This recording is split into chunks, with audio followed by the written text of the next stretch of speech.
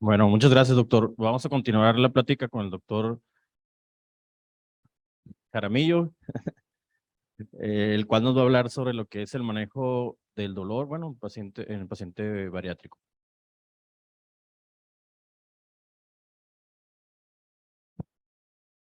Buenas tardes, soy el doctor Jaramillo, médico anestesiólogo adscrito al hospital HGZ de la número 14 del Mexicano del Seguro Social y también al Hospital Chávez. A mí me tocó la analgesia posoperatoria en el paciente obeso. Eh,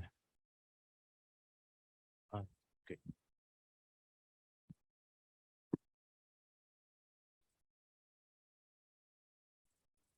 El control del dolor posoperatorio es uno de los retos más importantes que nos enfrentamos nosotros como anestesiólogos, no solamente en cirugía bariátrica, sino en cualquier tipo de cirugía, ya que casi todos los pacientes presentan dolor después de la cirugía.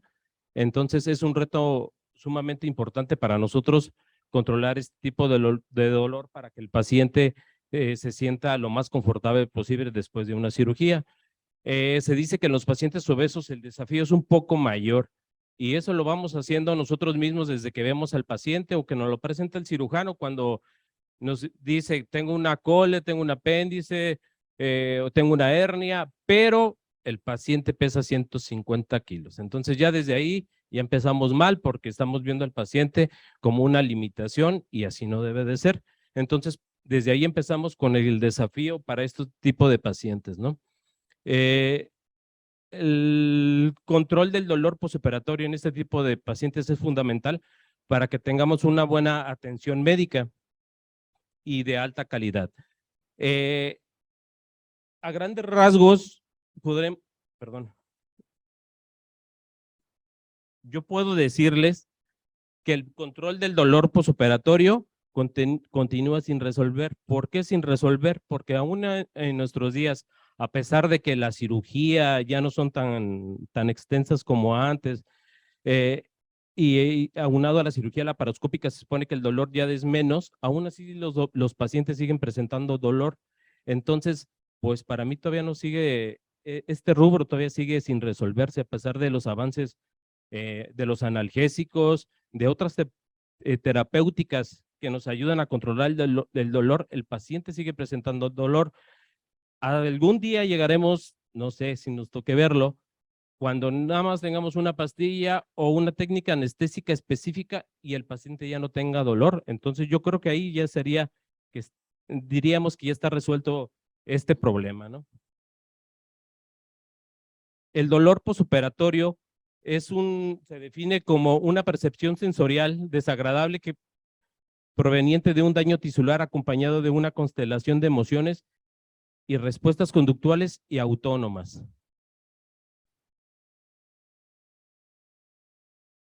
El avance en la cirugía laparoscópica nos ha ayudado a nosotros como anestesiólogos en el sentido de que tiene muchos beneficios. Uno de ellos es la disminución del dolor posoperatorio, porque las heridas son más pequeñas, mejores resultados cosméticos para el paciente porque se ve que las heridas pues son muy pequeñas y estéticamente para él es más confortable.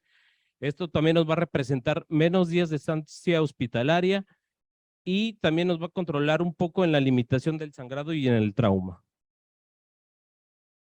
Desde que tenemos a nuestro paciente y él nos dice que tiene dolor, nosotros debemos de actuar, o antes de que él nos diga al término de la cirugía, nosotros debemos implementar medidas para que el paciente salga con el menos dolor o nulo dolor para que no vaya a presentar algunas de las complicaciones. Es muy frecuente que a veces nosotros como anestesiólogos el paciente nos refiere dolor y nos estamos esperando que la frecuencia cardíaca esté elevada o que la presión arterial esté elevada para hacerle caso al paciente. Si el paciente nos dice que le duele, le duele. Hay que recordar que estamos trabajando con humanos, no todos los humanos somos iguales. Hay personas que son muy tolerantes al dolor y personas que son muy sensibles, entonces hay que hacerle caso. Si el paciente dice que le duele, pues hay que actuar de inmediato, ¿no? ¿Para qué? Para no llegar a estas complicaciones. A las complicaciones serían cardiovasculares, que ya es cuando se presenta alteraciones estimulaciones simpáticas que nos van a llevar a aumento de la frecuencia cardíaca, aumento de la presión arterial, aumento del consumo de oxígeno, aumento del gasto cardíaco. Todo esto nos va a conllevar a que vaya una hipercoagulabilidad y aumento en la fibrinolisis, que nos va a conllevar a tener coágulos, y estos coágulos nos van a transformar en trombosis a cualquier nivel. Aunado a las complicaciones cardiovasculares van las respiratorias, pues si el paciente se siente mal, pues no va a poder respirar. Si tiene dolor, no respira normalmente, entonces va a haber atelectasias y posteriormente neumonías.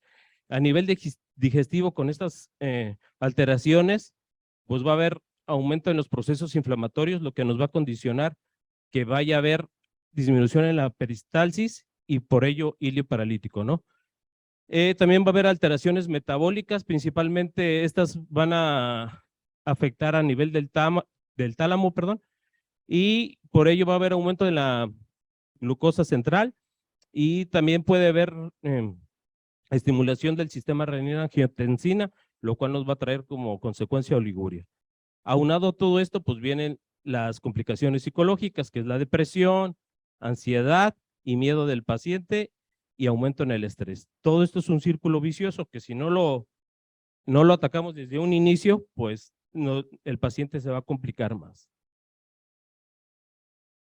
El dolor en cirugía bariátrica principalmente es un dolor abdominal, pero tiene una característica.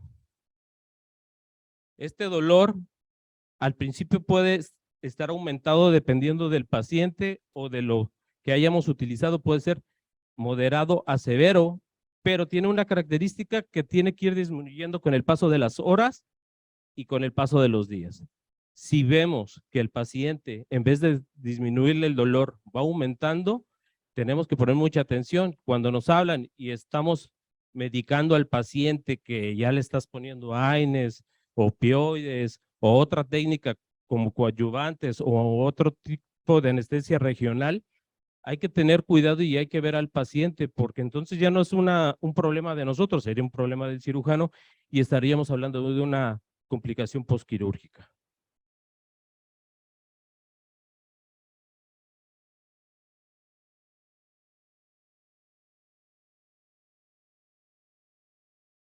El adecuado manejo del dolor postoperatorio puede reducir, como ya vimos, las complicaciones, pero también en cuanto al costo y la duración del paciente en el área de hospitalización. En cirugía bariátrica es muy importante que el paciente se reincorpore lo más rápido posible. Estaríamos hablando que el paciente debe de estar caminando dentro de las 4 a 6 horas después de la cirugía para que éste presente menor dolor a consecuencia del gas. Si el paciente tiene mucho dolor, pues no lo va a hacer, entonces la estancia hospitalaria va a ser mayor. Y como le decía, el dolor más intenso se presenta en las primeras horas y conforme pasan las horas y los días debe de disminuir. El dolor principalmente es abdominal, visceral y referido a causa del gas. Aquí tenemos un esquema de la analgesia o de las vías del dolor más o menos en cirugía bariátrica. Primero tenemos la estimulación o agresión que vamos a llevar por el bisturí o por el trocar. Aunado a esto va a haber una actividad de nociceptores y una respuesta inflamatoria. Esta respuesta inflamatoria nos va a alertar el sistema inmune y otros mediadores inflamatorios que a su vez también nos va a dar otra activación de nociceptores. Estos se van a reflejar en las vías aferentes en la médula espinal y estas por las vías ascendentes nos van a ir a la corteza y el paciente va a reflejar lo que es el dolor.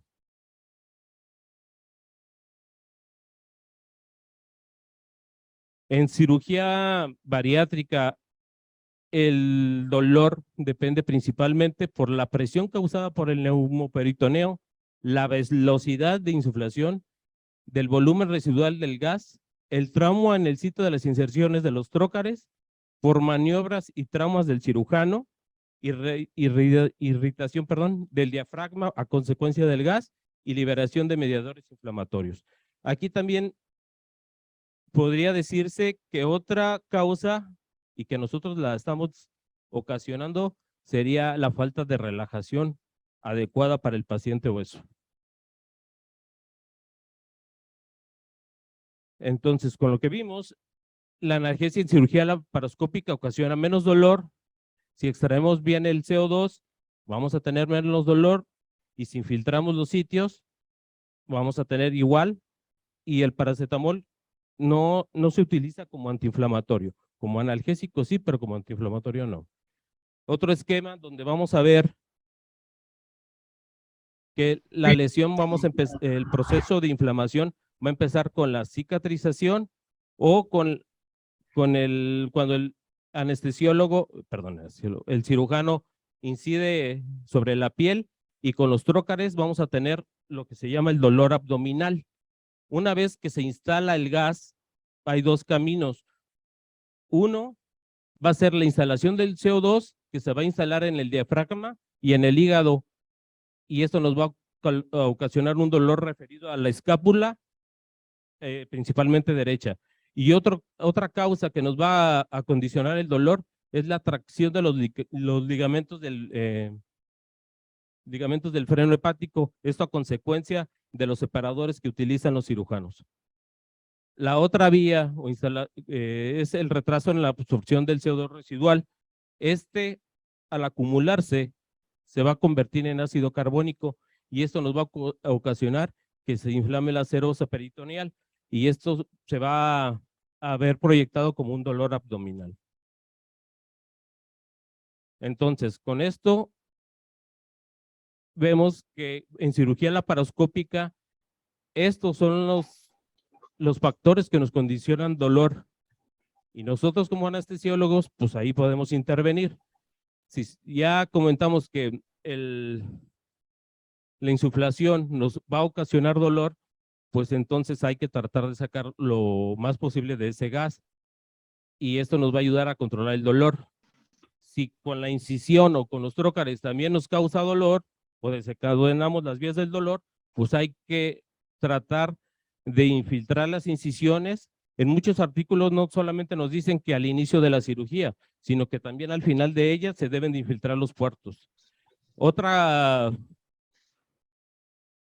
meta que tenemos nosotros, podemos inyectar el anestésico local intraperitoneal en el área subdiafragmática. Si ya vimos que el gas residual nos va a ocasionar dolor a nivel de diafragma, y por metámeras nos va a doler la escápula o el hombro derecho, entonces ahí podemos irrigar con cualquier anestésico local. Y esto se ha visto en varios artículos, que la analgesia dura aproximadamente 48 horas, pero no solamente con eso, sino que tiene que ir acompañado con otro tipo de coadyuvantes. Si el dolor ya está más instalado, ya podemos utilizar lo que son los opioides intravenosos en caso del dolor intenso. Al inicio, en cualquier cirugía, pues yo les puedo decir de bariatría, pues con los AINES son más que suficientes para este tipo de pacientes. Otras técnicas que últimamente se están empleando son las técnicas regionales, son los bloqueos TAP y el bloqueo del erector espinoso. Ajá. Otro esquema que vemos donde están las vías del dolor o cómo ocasiona el dolor en este tipo de pacientes. Iniciamos con un periodo de transducción, que es la estimulación nerviosa, el estímulo mecánico, que se va a transformar en estímulo eléctrico, y aquí podemos utilizar AINES, opioides o anestésicos locales. Una vez que el impulso nervioso viaja por los nervios a través de axones hacia la médula, aquí se llama este periodo de transición, y aquí podemos utilizar anestésicos locales o alfa 2. Ya una vez que está instalado el dolor en la médula, aquí se llama modulación, y ya podemos utilizar anestésicos locales, agonistas alfa 2, antagonistas NMDA y AINES. Y una vez que ya el dolor está como tal instalado en la corteza, que se llama percepción, aquí ya podemos utilizar lo que son los alfa agonistas o los opioides. Otro esquema más simplificado, el estímulo que se convierte en eléctrico. En piel podemos utilizar locales AINES. Una vez que viaja el estímulo a través de los nervios, podemos utilizar anestésicos locales. Si queremos aliviar el dolor a nivel medular, locales, AINES y alfa-agonistas. Y como les decía, una vez que está instalado en la corteza, pues vamos a utilizar lo que son opioides y alfa-agonistas. Bueno, con esto les puedo decir que en cirugía bariátrica o en laparoscópica hay 4 tipos o 4 tratamientos que podemos utilizar para control del dolor. Uno son los AINES, otros son los opioides, los coadyuvantes y las clínicas regionales. Con esos 4 podemos mitigar el dolor. No hay uno solo con el cual ahorita, o al menos que me equivoque, pero lo que investigué, se tiene que tratar una anestesia multimodal. No existe todavía el medicamento ideal para poder tratar a ese tipo de pacientes sin haber utilizado otro medicamento. Entonces, aquí vemos más o menos la farmacología de los AINES, inhibidores de la ciclooxigenasa, 1, 2. Su inconveniente es que tienen un techo y sus efectos colaterales o secundarios que ya tenemos, que ya sabemos todos. Los más utilizados para ese tipo de cirugías son el metamizol, el ketorolaco y el desquetoprofeno. También ahí podríamos, a lo mejor se me olvidó poner el Dinastat, que también podría utilizarse ahí y que tiene buenos resultados. El paracetamol, como les había dicho, no solamente es analgésico y antipirético, no es antiinflamatorio como tal, entonces siempre va acompañado de un AINES. En los opioides, estos se utilizan, como ya hemos visto, cuando el dolor es más severo y actúan a nivel central. El más utilizado en estos casos es el tramadol y la morfina. Nosotros, o lo que hemos visto aquí, es que la morfina pues nos da muchos efectos colaterales que son las náuseas, ¿no? Y pues es lo que debemos evitar en este tipo de pacientes. Entonces, el tramadol es buena opción cuando ya los demás ya los agotamos. Empezar por lo mínimo hasta lo que el paciente vaya tolerando. Entonces, la morfina en países de Sudamérica y en Europa es muy utilizada. Si ustedes ven los artículos, siempre hablan de morfina, pero aquí en nuestra población da muchas náuseas y vómito. Otros coadyuvantes que podemos utilizar para la analgesia son los alfa-agonistas, como la clonidina y la dexmedetomidina. El más utilizado por nosotros es la Dexme. Otros bloqueadores de canales iónicos, como los anestésicos locales, como ya nos había dicho el doctor García, y los receptores de NMDA, como el magnesio y la ketamina. El bloqueo de los receptores proinflamatorios, que está dado por los AINES, paracetamol, y también la dexametasona es utilizada para este tipo de pacientes. En cuestión de la dexametasona, hay que utilizarla o se recomienda si tú quieres un efecto analgésico o un efecto para las náuseas, debe de administrarse 1 hora antes del corte por parte del cirujano para que tenga este efecto deseado, si no, pues no lo vamos a tener. Como les decía, dentro de los alfa-agonistas, el más utilizado es la Dexme, a razón de 0.5 a 1 microgramo, 30 minutos antes de, perdón, 15 minutos antes de la inducción. Inhibe la liberación de noradrenalina. El problema de esto es que causa hipotensión, entonces debemos de estar muy alertas en este tipo de pacientes cuando tengamos hipotensión o bradicardia. Hay algunos pacientes que con este tipo de medicamentos al inicio son pocos, pero presentan una hipertensión arterial. La sedación se presenta en un 80%. Lo importante de la Dexme es que no causa depresión respiratoria, es un buen neuroprotector, una analgesia en el 20% y disminuye náuseas y vómito. Es más potente que la clonidina, su inicio es más rápido. Aquí tenemos a la clonidina y como ven es menos potente. Su inicio de acción de la clonidina, a diferencia de la Dexme, pues es más lento, pero dura un poco más. Y dentro de los anestésicos locales más usados, pues hoy en día es la lidocaína, no solamente por infiltrar puertos, sino porque también la podemos utilizar por vía IV. Entonces, esto nos da buena analgesia y sedación en el paciente durante el trasanestésico. Como les decía, la dexametasona es buena como antiinflamatorio, antiebético, pero hay que utilizarla de 1 hora a media hora como mínimo antes de la cirugía. Dentro de los AINES, el más utilizado es el de ketoprofeno. Ya está ampliamente visto que es mejor que el ketorolaco porque actúa más rápido que y también el paracetamol.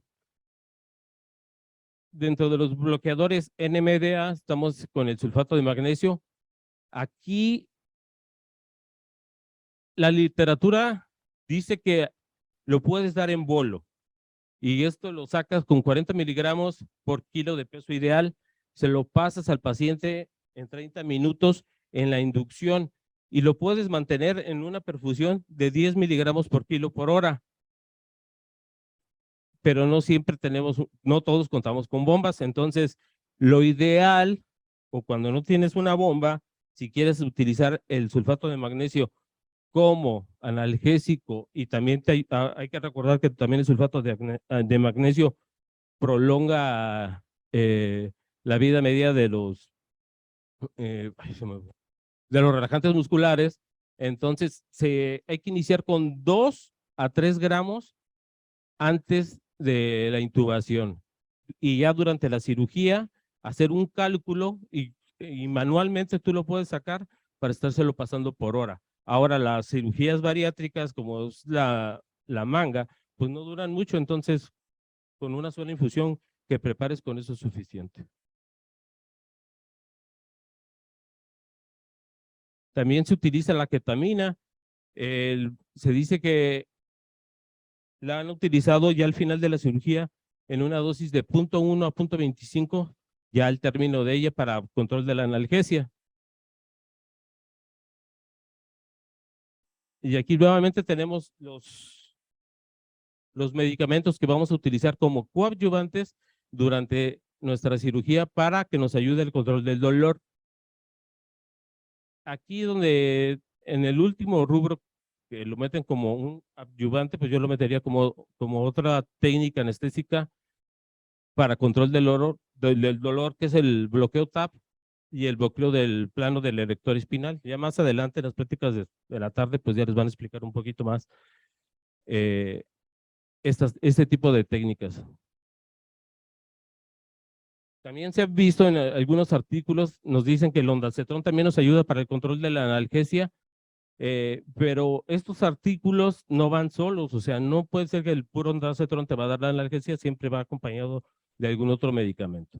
Entonces, como les decía, dentro de las técnicas de los anestésicos locales, aquí está la infiltración peritoneal. Hay que llevarla directamente sobre el diafragma de los dos lados y sobre el sitio donde el cirujano hizo su cirugía o sobre donde incidió. Entonces, muchos artículos dicen que al final de ella y otros artículos dicen que al inicio de la cirugía y al final. Y como decíamos, pues la analgesia local sobre los sitios a incidir.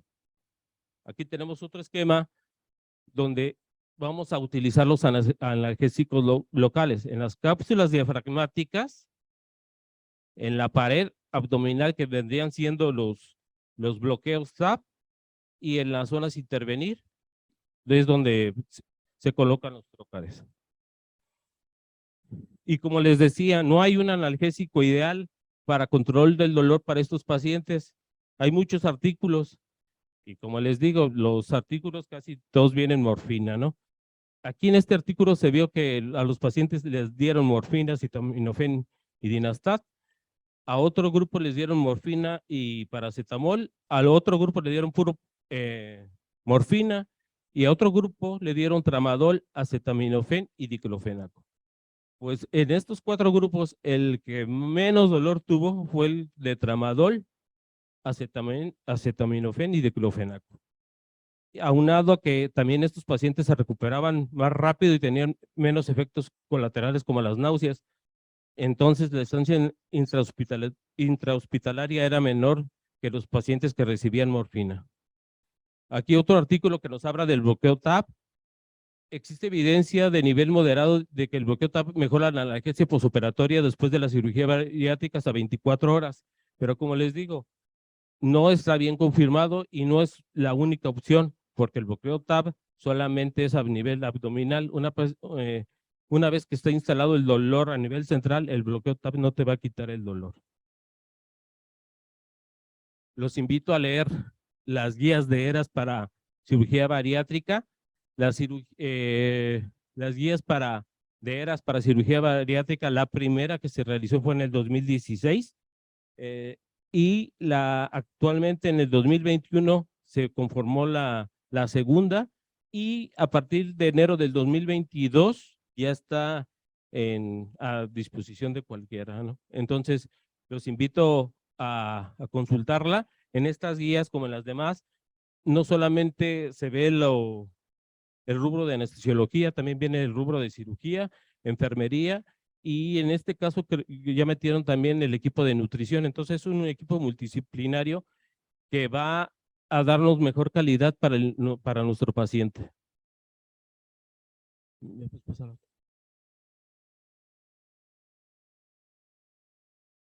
Nosotros en las guías dicen que los opioides, aunque se enoje el doctor García Garay, van en desuso, o para este tipo de pacientes hay que disminuirlos.